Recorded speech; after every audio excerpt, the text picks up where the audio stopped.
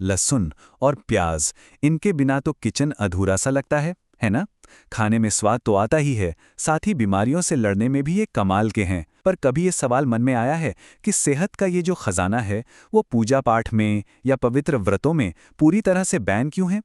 तो बस आज इसी दिलचस्प पहेली को सुलझाने की कोशिश करते हैं कि आखिर ऐसा क्या है इनमें कि सेहत के लिए तो ये वरदान है, पर आस्था में इन पर पाबंदी है।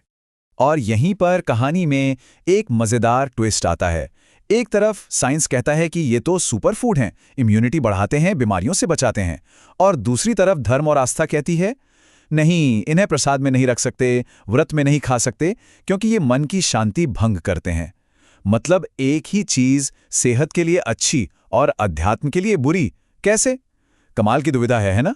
तो सवाल सीधा सा है, आखिर कैसे एक दवा जैसी चीज भगवान की नजर में एक तरह से वर्जित बन गई?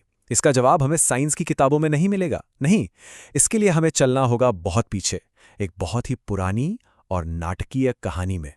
ये कहानी शुरू होती है उस महान घटना से जिसे हम सब जानते हैं, समुद्र मंथन, यानी अमरता की खोज। आप देखिए, दांव पर लगा था अमृत, मतलब अमरता का वरदान।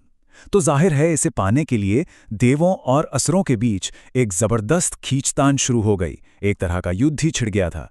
आखिर अमर कौन नहीं होना चाहता? पर अमरता का ये वरदान मिलना इतना भी सीधा नहीं था, और कहानी का सबसे जरूरी हिस्सा तो अब शुरू होता है। यहीं से एंट्री होती है धोखे और छल की, और यही इस पूरे रहस्य की चाबी है। तो हुआ ये कि असुरों को अमृत से दूर रखने के लिए भगवान विष्णु ने मोहिनी का सुंदर रूप लिया। लेकिन असुरों में भी एक था बड़ा चालाक, नाम था स्वरभानु। वो झट से देवता का भेष बनाकर देवों की लाइन में जा घुसा और बैठ गया ठीक सूर्य और चंद्रदेव के बीच में। और इससे पहले कि किसी की नजर पड़ती, उसने अमृत की एक बूंद पी ही ली। लेकिन सूर्य और चंद्रदेव की पारखी नजरों से वो बच नहीं पाया। उन्होंने फौरन उसे पहचान लिया और भगवान विष्णु को इशारा कर दिया। तो धोखा तो पकड़ा गया, पर अब जो हुआ, बस उसी में हमारे लहसुन और प्याज वाले सवाल का जवाब छिपा है।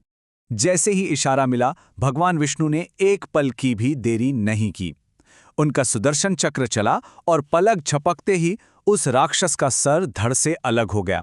पर तब तक थोड़ी देर हो चुकी थी।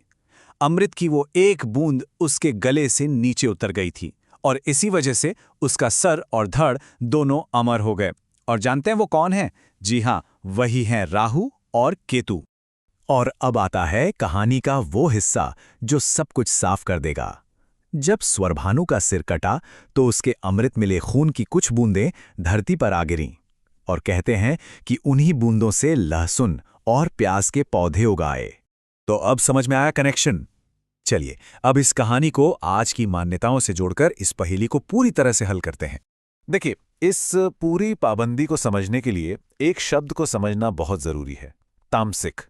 तामसिक मतलब वो गुण या वो एनर्जी जो मन में गुस्सा, आलस, एक तरह की बेचैनी पैदा करती है। और माना जाता है कि ऐसी ऊर्जा ध्यान लगाने या मन को शांत रखने में रुकावट बनती है।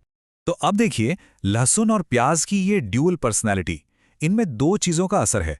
एक तरफ है अमृत का अंश जो दिव्य है, जीवन देने वाला है, इसीलिए तो इनमें शरीर को ठीक करने के मतलब मेडिसिनल गुण हैं। लेकिन दूसरी तरफ है राक्षस का खून जो आक्रामक है, और इसी वजह से इनमें तामसिक गुण आ गए जो मन को अशांत करते हैं।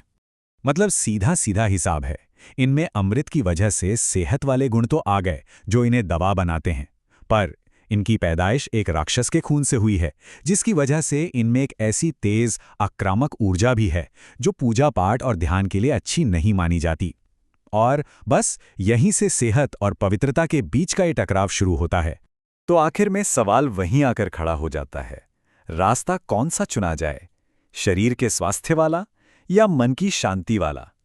यह एक ऐसा सवाल है जो कहीं ना कहीं भोजन, शरीर और हमारी आत्मा के बीच के गहरे रिश्ते पर सोचने के लिए मजबूर कर देता है।